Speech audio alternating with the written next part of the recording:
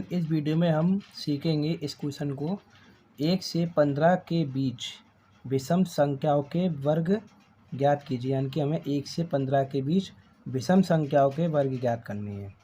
तो हमें मालूम होना चाहिए पहले तो विषम संख्या क्या होती है। ठीक है, तो विषम संख्या वो होती है जिसमें 2 से डिवाइड ना हो, वो हमारी विषम संख्या होती है। जैसे एक है, इसमें 1 में 2 से डिवाइड होगा ही नहीं। ठीक है, पूरा। जैसे 3 है, ये भी 3 2 से डिवाइड नहीं होगा। ठीक है, तो ऐसी संख्याएं विषम संख्याएं होती हैं। जैसे 5, जैसे 7, ये सभी विषम संख्या हैं। इसमें 2 से अगर हम डिवाइड दें, अगर मैं 7 में 2 से डिवाइड दूं तो पूरा डिवाइड नहीं होगा। तो ऐसी संख्याएं सभी विषम संख्याएं होती हैं। तो इसी तरीके से हमें 1 से 15 के बीच विषम संख्या निकालनी है और उनका वर्ग करना है।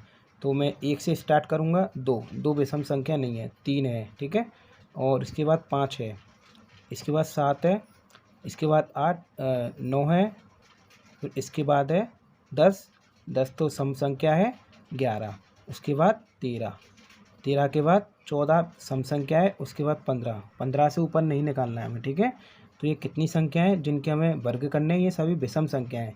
1 2 3 4 5 6। ठीक है, आइए हम इनका वर्ग करेंगे। वर्ग करने का क्या मतलब है कि किसी संख्या का हम वर्ग निकाल लें तो उसी संख्या में उसी संख्या से गुणा करना पड़ता है। ठीक है, जैसे मैं 3 का वर्ग निकाल रहा हूँ तो 3 में मैं 3 का ही गुणा करूँगा तो मेरा क्या आएगा 9। तो ये 3 का ये क्या है 9 वर्ग है। ठीक है, इसी तरीके से हमें इन सभी नंबर के निकालने हैं। 5 का गुणा 5 से करूँगा मैं तो 25, तो 25 5 का वर्ग है। ठीक है, इसी तरीके से 7 का करूँगा मैं तो 49 आता है, और 9 का करूँगा मैं तो हमारे पास 81 आता है। ठीक है, इसी तरीके से 11 का करूँगा मैं तो हमारे पास आता है 121।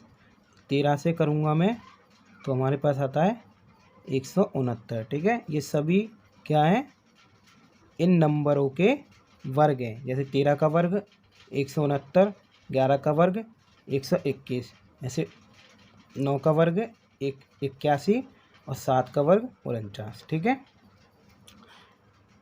बस यही करना था इस क्वेश्चन में और कुछ नहीं। यही हमारे आंसर हैं सारे, ये सभी वर्ग हैं। ठीक है, वर्ग का मतलब ही यही होता है। ठीक है।